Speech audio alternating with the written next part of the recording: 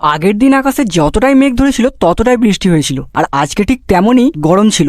আজকে সকালবেলায় আমি চলে গেছিলাম মহেশদের বাড়ি, আর মহেশদের বাড়ি গিয়েই দেখি মহেশ ওদের গরুগুলোকে জল খাওয়াচ্ছে, আর আমি একটা গাছতলায় দাঁড়িয়েছিলাম। আর আমি যেই গাছতলায় দাঁড়িয়েছিলাম এই ফুলগুলো দেখো, চিনতে পারো কিনা?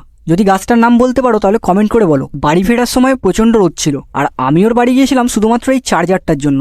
আমি যখন বাড়ি ফিরি তখন সূর্য মাথার উপরে, আর তার উপর আমার সাইকেল দুটোকে বার করেছিলাম একটু ঠিকঠাক করার জন্য। সাইকেলগুলো একদমই হাওয়া ছিল না, তাই হাওয়া দেওয়ার জন্য বার করতেই দেখি সিরিঞ্জটার মাথায় নেই।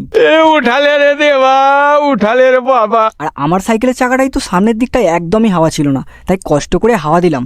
এরপর আমি সাইকেলটাকে ভালো করে মুছে নিলাম যাতে সোনার মতো চকচক করে। আর এর জন্য আমি ব্যবহার করেছিলাম নিহার জেসমিন হেয়ার অয়েল।